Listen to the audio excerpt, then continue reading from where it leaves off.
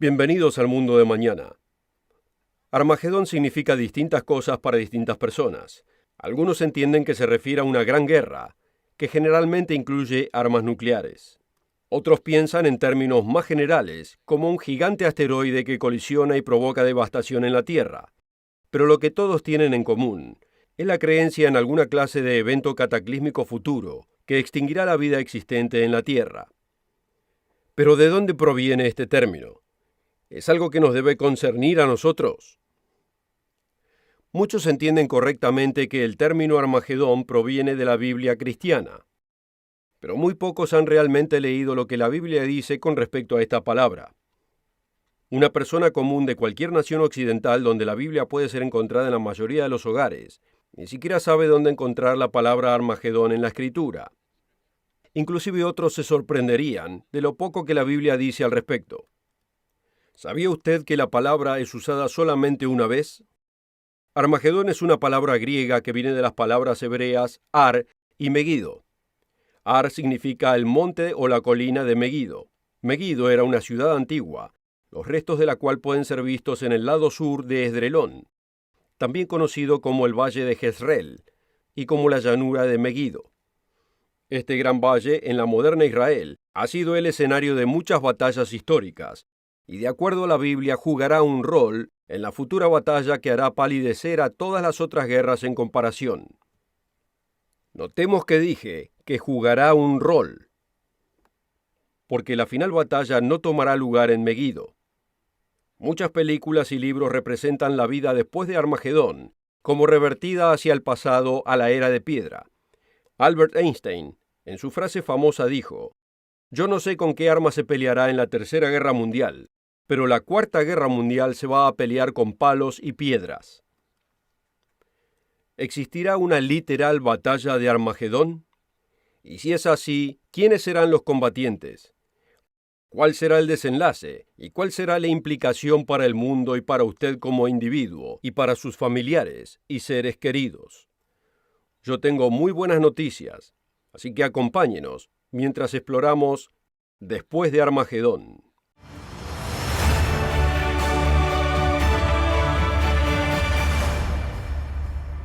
Bienvenido nuevamente al mundo de mañana. En el programa de hoy vamos a ver que hay buenas noticias para después de Armagedón. Pero primero debemos entender de dónde proviene este término, por qué es importante para usted y por qué va a acontecer. Tristemente, antes de la buena noticia, debemos encarar la realidad de que hay muchas malas noticias en nuestro mundo y que va a empeorar antes de que mejore. Pero estamos seguros de que eventualmente va a mejorar. La Biblia es un asombroso libro lleno de profecías que ya han tomado lugar y que están tomando lugar ante nuestros propios ojos hoy en día y que van a tomar lugar en el futuro. Por ejemplo, cuando leemos en el capítulo 12 del libro de Zacarías, describe el estado de la ciudad de Jerusalén ahora. ¡Y qué imponente profecía! He aquí yo pongo a Jerusalén por copa de temblor a todos los pueblos de alrededor cuando estén en el sitio contra Judá y contra Jerusalén. Y será en aquel día que yo pondré a Jerusalén por piedra pesada a todos los pueblos. Todos los que la cargaren serán despedazados, aunque todas las naciones de la tierra se juntaren contra ella.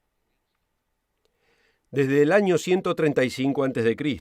hasta 1967, los judíos, refiriéndose a Judá en este pasaje, no controlaban Jerusalén. Esta escritura claramente predijo que llegaría el momento cuando Jerusalén sería un lugar problemático para el mundo, y que los judíos estarían ahí en ese momento. Y que además sería tan problemático que todas las naciones de la tierra se juntarían en contra de Jerusalén. Amigo, estamos viviendo ahora en esos momentos. Jerusalén hoy en día es el hogar de tres grandes religiones: el judaísmo, el islam y la cristiandad. Cuando Zacarías escribió su libro alrededor del año 500 a.C., existía solamente uno. La cristiandad apareció en el primer siglo después de Cristo, y el islam no aparecería hasta después de 600 años. Fue aquí en Jerusalén que Abraham fue enviado a ofrecer a su hijo Isaac, donde Cristo fue crucificado, y donde los musulmanes creen que Mahoma hizo su milagroso viaje nocturno hacia el cielo. En lo que están de acuerdo estas tres religiones es en que Abraham fue probado por Dios para ver si ofrecería a su hijo a Dios. Él fue instruido a llevarlo al monte Moria para ofrecerlo en sacrificio. Dios luego lo previno de que no lo hiciera una vez que Dios supo que Abraham lo ponía a Dios primero. La enseñanza bíblica dice que el hijo que debería ofrecer Abraham era llamado Isaac. Los musulmanes creen que era el otro hijo de Abraham, llamado Ismael, el que debería ser sacrificado. Pero todos están de acuerdo que el lugar del monte Moria es conocido hoy como el monte del templo, y es donde hoy es encontrado el domo de la roca y la mezquita de Al-Aqsa. Esta es además la localidad del templo judío edificado por Salomón y Zorobabel, y esta tierra sagrada no está lejos de donde fue crucificado Jesucristo. Creo que podemos empezar a ver el problema. Pero existe otro problema, que son los pecados de la humanidad en general. Los árabes y los judíos no son los únicos que no se pueden llevar de acuerdo. Los cristianos han peleado contra otros cristianos a través de los siglos en las guerras más sangrientas registradas. Hasta hoy en día los musulmanes se siguen matando entre ellos. Otras guerras entre tribus continúan hoy en día en partes de Asia y en África. Aunque las guerras y las matanzas son solo la superficie de las atrocidades de la humanidad. Dios le dio a la humanidad leyes para diferenciar el bien del mal. Nos dice que debemos honrar a nuestros padres y que no debemos cometer homicidios, adulterios o hurtos. Pero hoy en día los niños son groseramente irrespetuosos con los padres. El asesinato está descontrolado en ciertas partes del mundo y la infidelidad y el adulterio se siguen incrementando en todo el mundo.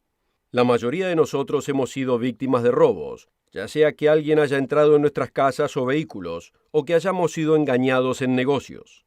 Y todos pagamos de más a causa de los hurtos en los negocios, lo que significa que alguien le ha robado a usted también. Mientras que algunos creen que se han salido con la suya, ya sea deshonrando a sus padres, cometiendo asesinatos, adulterio o robo, existe un Dios que puede ver todo esto y que presta atención.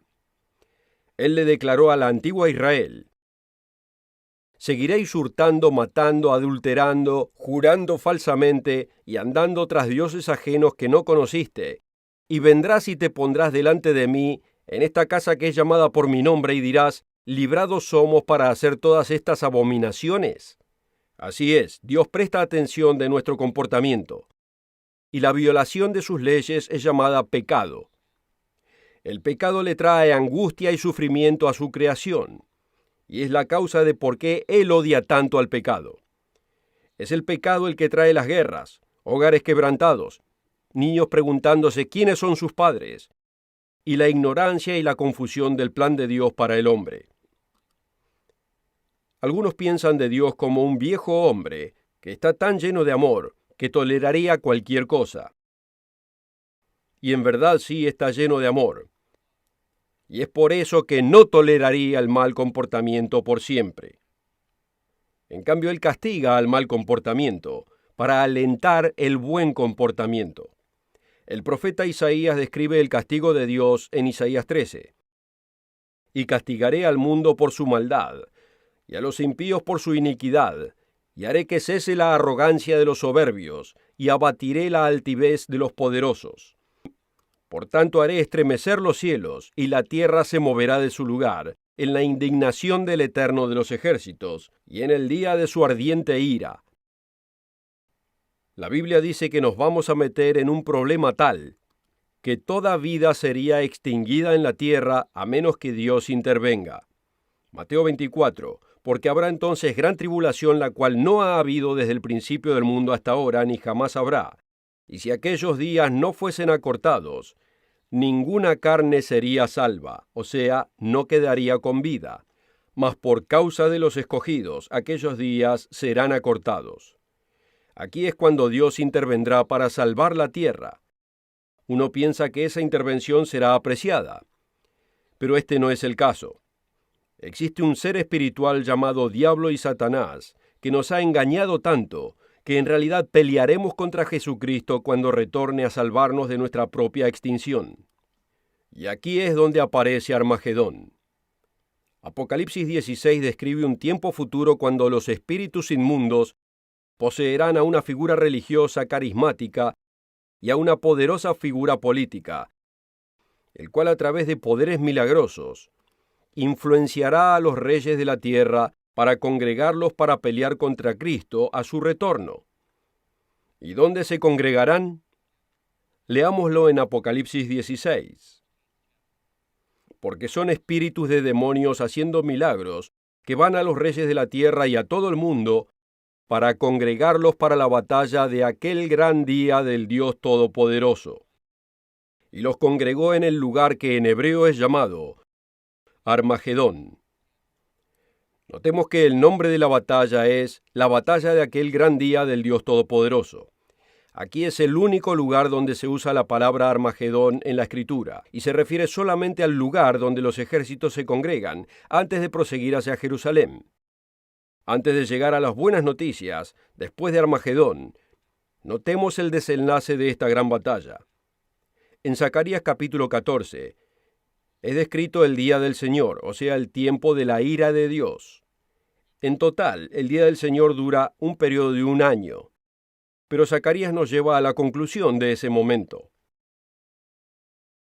He aquí el día del Eterno viene, porque yo reuniré a todas las naciones en batalla contra Jerusalén, y la ciudad será tomada, y las casas serán saqueadas, y violadas las mujeres, y la mitad de la ciudad irá en cautiverio.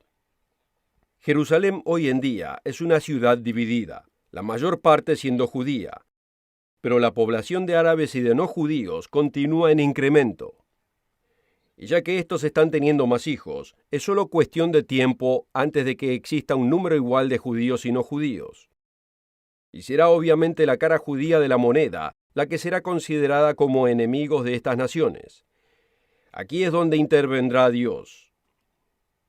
Después saldrá el Señor y peleará contra aquellas naciones, y se afirmarán sus pies en aquel día sobre el monte de los olivos, que está enfrente de Jerusalén al oriente, y el monte de los olivos se partirá por medio de sí hacia el este y el oeste, haciendo un gran valle muy grande, y la mitad del monte se apartará hacia el norte y la otra mitad hacia el sur, y notemos ahora, y el Eterno será rey sobre toda la tierra. Esta horrenda batalla no tendrá un verdadero contrincante, ya que el débil ser humano no podrá vencer a su Creador. Versículo 12. Y esta será la plaga con que herirá el Eterno a todos los pueblos que pelearan contra Jerusalén. La carne de ellos se disolverá estando ellos sobre sus pies, y se consumirán sus ojos en sus cuencas, y su lengua se deshará en su boca. Superficialmente podemos ver esto como malas noticias, y ciertamente no es placentero de contemplar, y es muy triste que el mundo tenga que llegar a esto. Pero lo que sigue son las mejores noticias que podamos imaginar. De hecho, la mayoría de la gente lo consideraría imposible. Una paz genuina y perdurable.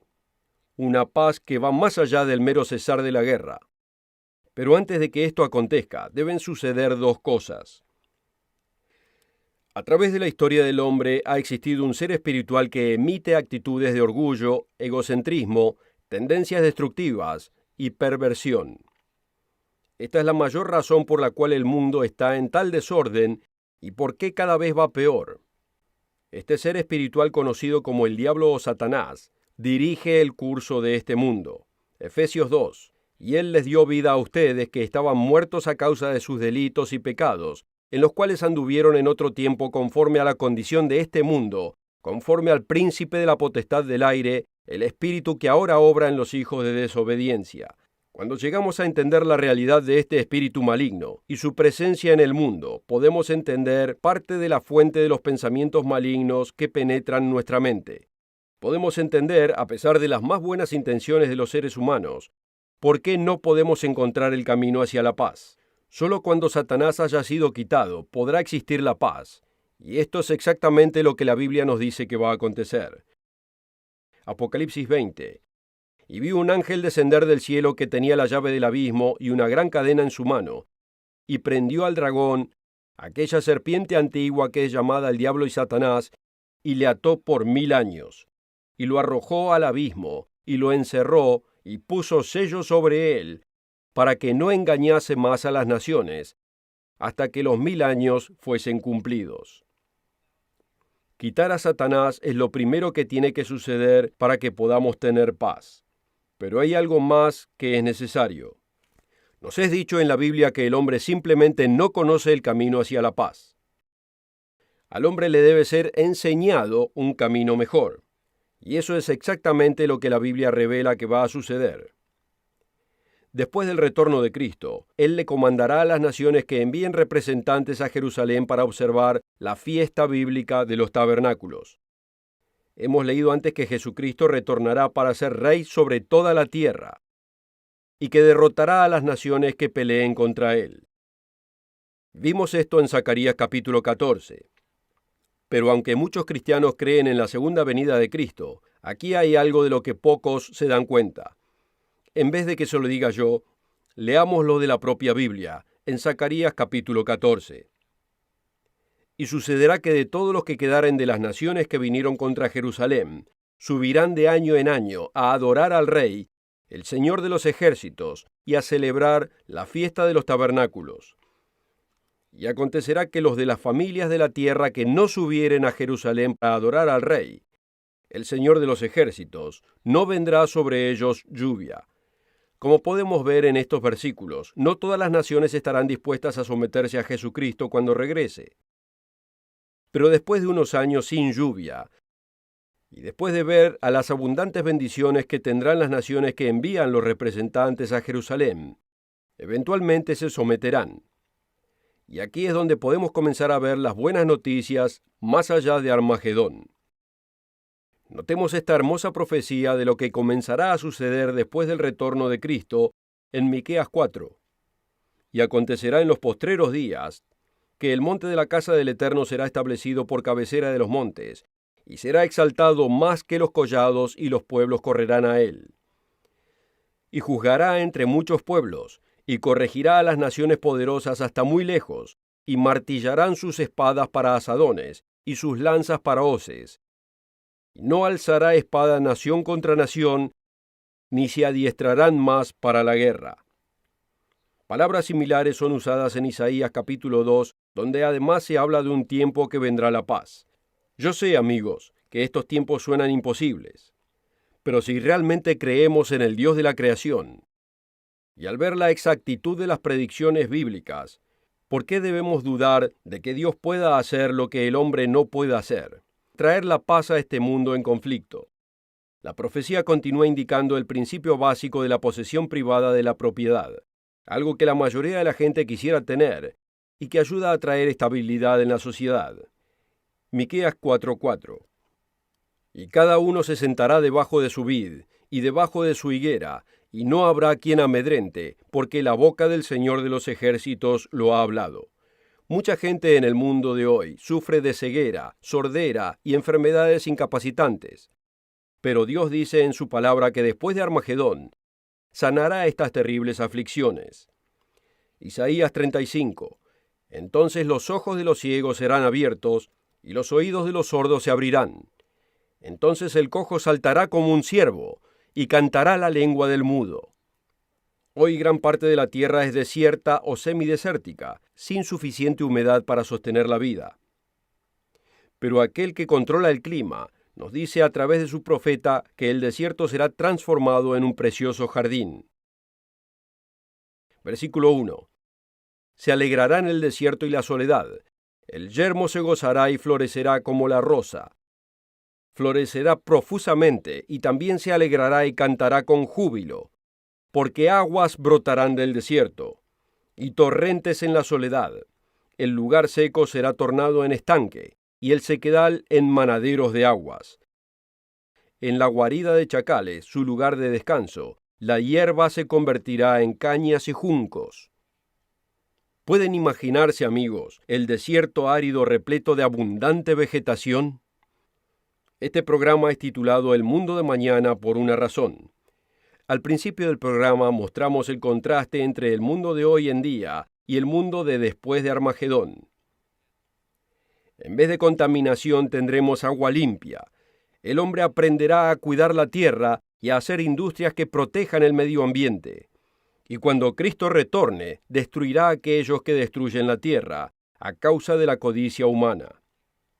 Apocalipsis 11:15. Y el séptimo ángel tocó la trompeta, y fueron hechas grandes voces en el cielo que decían: los reinos de este mundo han venido a ser de nuestro Señor y de su Cristo, y reinará por los siglos de los siglos. Y las naciones se enfurecieron, y tu ira ha venido, y el tiempo para que los muertos sean juzgados, y para que les des el galardón a tus siervos los profetas y a los santos, y para que destruyas a los que destruyen la tierra. Así es, Cristo va a regresar, y detendrá la destrucción de la tierra, y detendrá la demencia del hombre. Su retorno infundirá una nueva era de prosperidad y paz. Él sanará a los enfermos, y le enseñará al hombre las leyes que gobiernan la salud.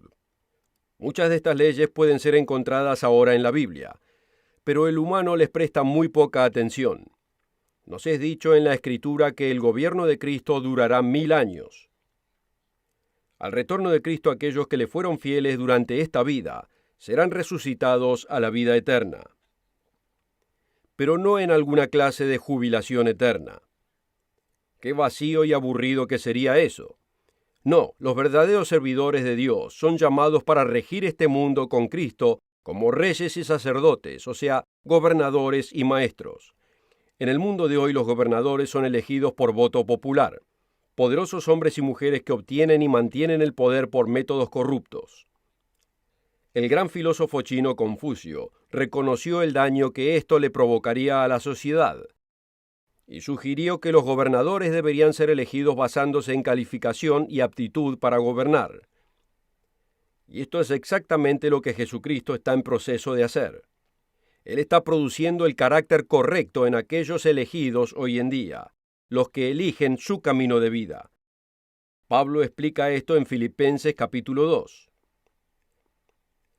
Nada hagáis por contienda o vanagloria, antes bien en humildad, estimándoos unos a otros como superiores a sí mismos, no mirando cada uno lo suyo propio, sino cada cual también por lo de los demás. Haya pues en vosotros este sentir que hubo también en Cristo Jesús. Así como Jesús vino a servir a la humanidad, nosotros también debemos desarrollar la misma actitud de servir. Como Él instruyó a sus apóstoles en Mateo 20:25, sabéis que los príncipes de los gentiles se enseñorean sobre ellos, y los que son grandes ejercen sobre ellos autoridad.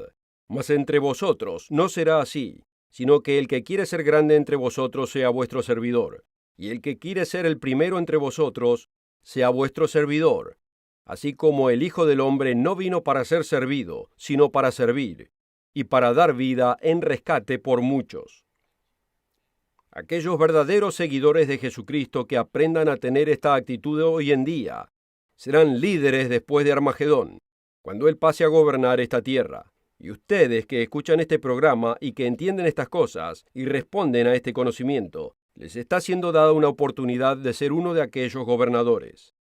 Aunque Jesús dijo anteriormente en el mismo capítulo, porque muchos son llamados, pero pocos escogidos.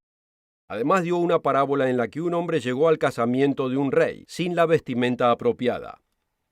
Esta es una parábola acerca de aquellos que son invitados al reino de Dios para gobernar con Cristo en su venida.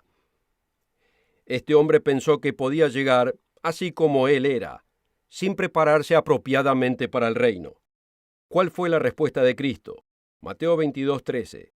Atadle de pies y manos, llevadle y echadle en las tinieblas de afuera, allí será el lloro y el crujir de dientes, porque muchos son llamados, pero pocos escogidos. Para aquellos que realmente se preparen apropiadamente, habrá un futuro glorioso, ayudando a la humanidad para que aprendan el camino de la paz y la armonía durante 1000 años. Pero esto no es el final de la historia. El tiempo no me permite aportar todos los detalles, así que tendremos que esperar a un próximo programa para hacerlo. Si le gustaría conocer más acerca del mundo después de Armagedón, visítenos en elmundodemañana.org, donde podrá encontrar el informativo folleto Armagedón y después. Y asegúrese de encontrarnos la próxima semana aquí mismo, donde le traeremos más buenas noticias acerca del mundo de mañana, el tiempo después de Armagedón, y cómo puede usted ser parte del gobierno de Jesucristo cuando al mundo le será dicho cómo vivir en paz y en armonía. Nos vemos la próxima semana aquí mismo, a la misma hora. Hasta entonces, queridos amigos.